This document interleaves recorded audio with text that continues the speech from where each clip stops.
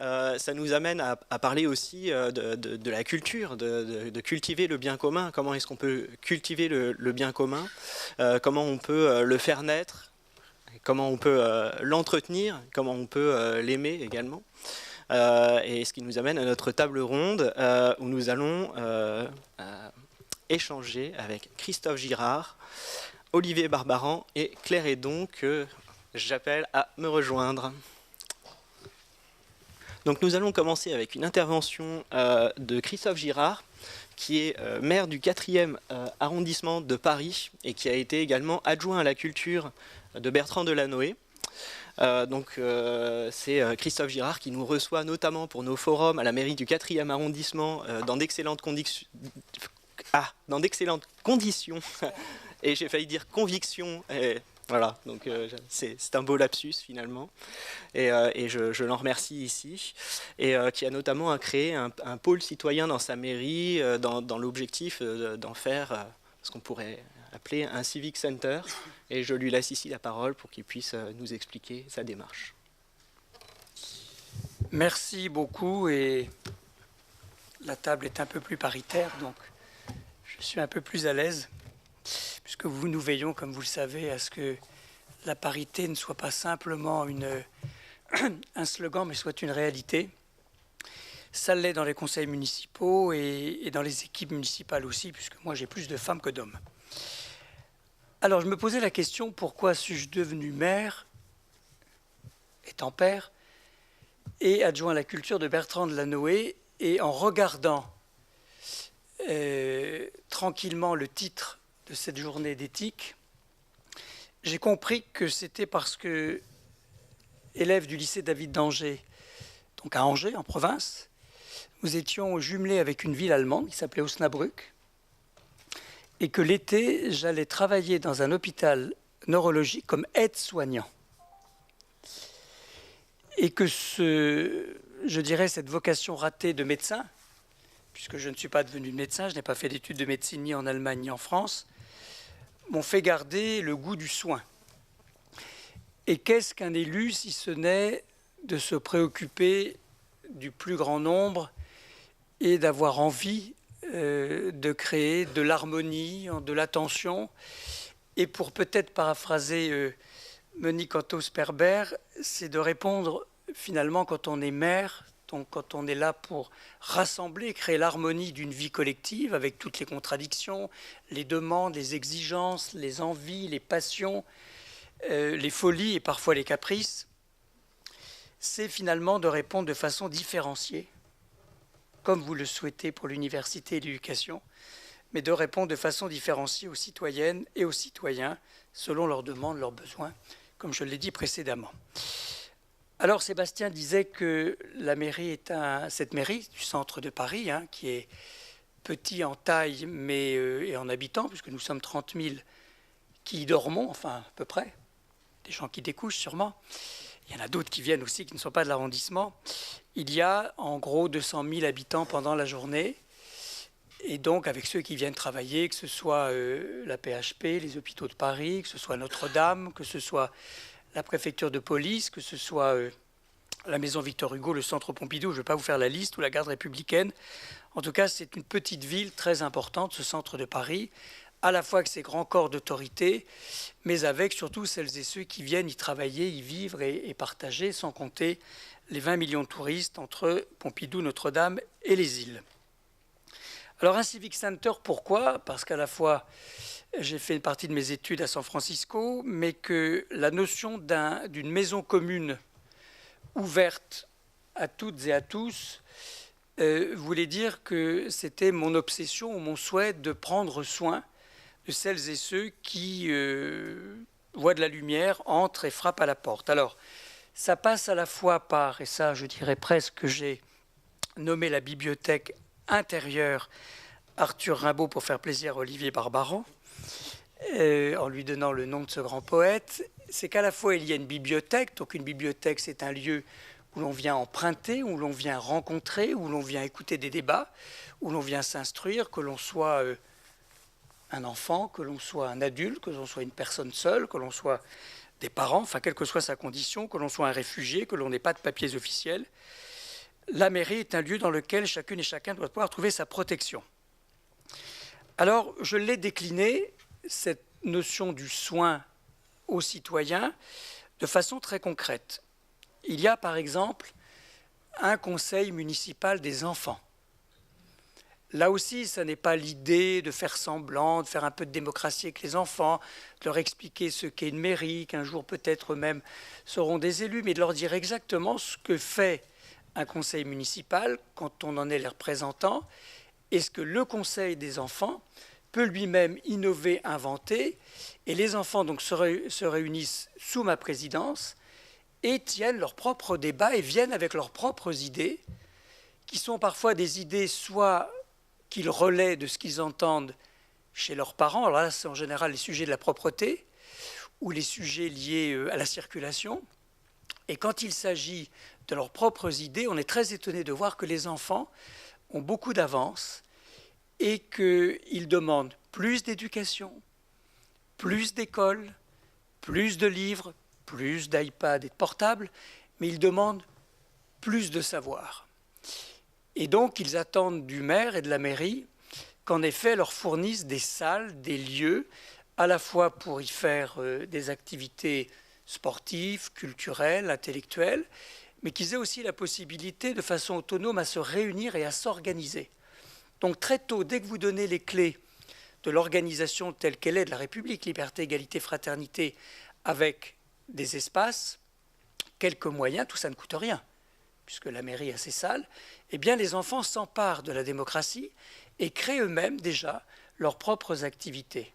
Et donc ce soin que j'apporte, que nous apportons collectivement à ce que les enfants et la jeunesse puissent utiliser la mairie comme un lieu de démocratie qui est le leur, fonctionne très naturellement et très simplement. Alors ensuite, quand vous déclinez ce qu'une mairie peut faire, ce que fait celle du 4e par exemple, il y a les fameuses conférences que vous avez mentionnées sur l'éthique. Et croyez-moi, selon les sujets et à chaque rendez-vous, il y a un nombre de participantes et de participants assez impressionnant, à la fois parce que les sujets sont très élevés et que cette idée des lieux de débat savants et populaires fonctionne. Alors évidemment, j'avais un peu en tête Auguste Comte à la mairie du 3e, mais sans singer ou sans imiter ce qui se fit dans le passé, le fait que de confier les clés à des personnalités, une organisation qui sait faire et qui sait organiser, là aussi, ça ne coûte rien. C'est simplement ouvrir les portes, donner des espaces, une régularité pour les citoyens de venir apprendre, entendre, débattre. Donc, la démocratie. Lorsqu'il y a eu la loi Taubira, et cette interminable année de débat, interminable avec ses caricatures, avec ses offenses, avec tout ce que nous avons vu les uns les autres, moi je souhaitais que l'on respecte les convictions et les doutes de chacun. Et donc, pendant une année, chaque mois, il y eut des débats où il y avait des pour et il y avait des contre en nombre identique, ce qui permettait à chacune et chacun, selon ses convictions, de s'écouter. Et peut-être, leur disais-je en introduction, après je laissais les débatteurs agir et la salle intervenir, vous arrivez avec des convictions, vous arrivez avec des certitudes et des doutes, écoutez-vous, peut-être que chacune et chacun fera un petit peu le chemin. Et là aussi, encore une fois, quand on n'a pas peur du peuple et qu'on laisse le peuple débattre, eh bien les citoyens débattent très bien et savent tout à fait se réguler. Et il n'y eut jamais, à part peut-être lorsqu'il y eut le débat en présence de Christine Boutin à une manifestation d'Act Up, mais qui était prévisible, les choses se sont passées sereinement et il n'y avait pas les bons et les méchants. Il y avait les citoyennes et les citoyens qui ont chacun fait un petit peu de chemin. Ensuite, il y a toutes les conférences sur la santé, ce qui s'appelle les mardis de la santé, où des médecins, des spécialistes, que ce soit de la vision, que ce soit de gériatrie, que ce soit des problèmes liés à la vue, par exemple, à la vision, que ce soit à la circulation ou l'oncologie, viennent faire des conférences et des débats publics. Il y a tout le travail de mémoire, parce que ça n'est pas n'importe quel arrondissement, c'est l'arrondissement où siège, où se tient le mémorial de la Shoah. Et là, il y a un devoir historique, international, universel à mener. Il y a aussi la place des artistes. Il y a régulièrement, à peu près tous les 15 jours, si vous venez pour un rendez-vous avec le maire, si vous venez pour un problème d'état civil, si vous venez pour la caisse des écoles, tout simplement parce que vous voulez visiter la mairie où se tient une exposition, vous entendrez régulièrement des orchestres répéter. L'orchestre L'Amoureux est en résidence et donc répète de façon professionnelle pendant une semaine dans la grande salle des fêtes, et ainsi, celles et ceux qui travaillent dans la mairie bénéficient de cet environnement musical extrêmement plaisant, même quand il y a des fausses notes et qu'il faut recommencer, et ceux et celles qui viennent visiter la mairie bénéficient aussi d'une manière d'être dans une mairie où parfois on vient avec quelques angoisses et quelques inquiétudes d'ordre administratif, de le faire de manière libérée, détendue et, je pense, enrichissante. Alors, il y a une place à laquelle je tiens beaucoup, c'est celle des exclus et celle des jeunes, de la jeunesse. Il y a donc deux volets importants, et je conclurai par ça. Je suis trop long ? Ça. Il y a tous les hivers, dès que le froid pointe son nez, jusqu'à la fin de l'hiver, et parfois l'hiver empiète sur le printemps, la salle des expositions, qui est une très grande salle où j'accueille 45 personnes à la rue, qui donc peuvent venir dîner. Et là, je le fais bien sûr avec à la fois des volontaires, des habitants, des habitantes, des membres de mon cabinet, des élus, les associations Emmaüs, la Croix-Rouge et d'autres associations. Et là, il y a ensuite une vingtaine de femmes séparément et une vingtaine d'hommes séparément qui peuvent dormir pour celles et ceux qui sont à la rue et qui n'ont pas d'hébergement. Eh bien, ce plan grand froid également fonctionne très bien.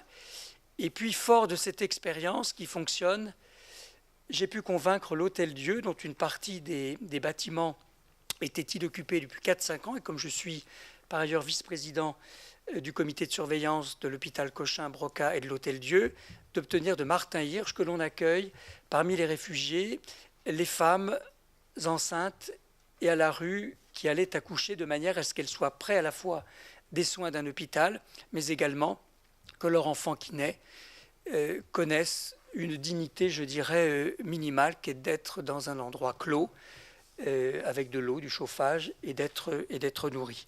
Donc tout ça, nous le faisons discrètement, mais nous le faisons avec beaucoup d'assurance, beaucoup de détermination, et ça fonctionne également très bien.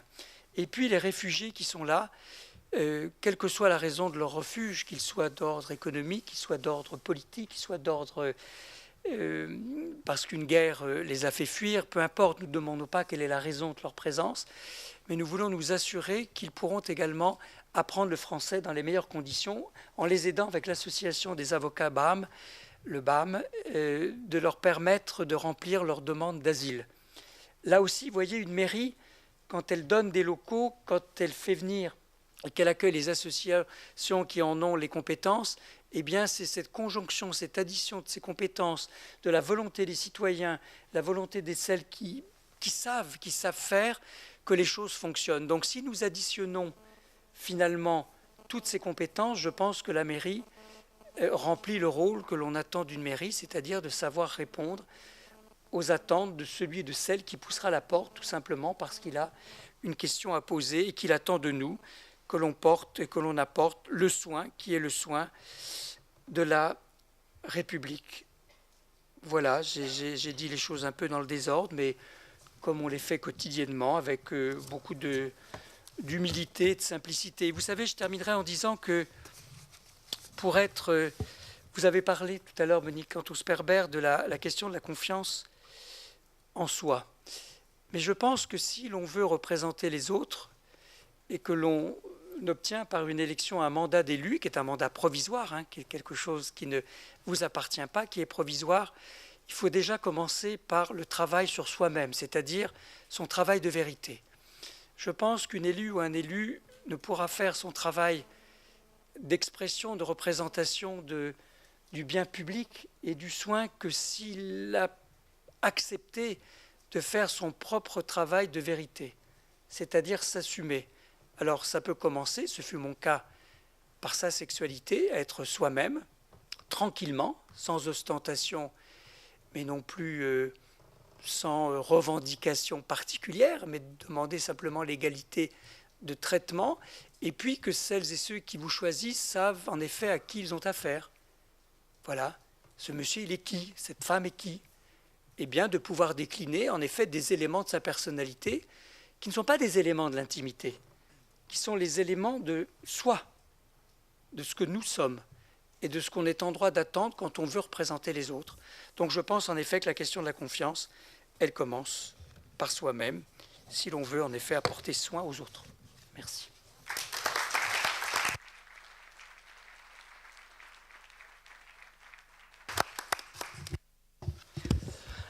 Merci pour cette belle parole politique sur aussi cette stratégie finalement de capacitation des citoyens, enfin, au sens d'Amartya Sen, au sens de leur donner des compétences, les compétences démocratiques dès le plus jeune âge, et puis de prendre soin des plus vulnérables. C'est vrai que du coup cette mairie, c'est une mairie dans laquelle on se sent bien. Il y a un esprit, on le sent démocratique et très sympathique. Voilà.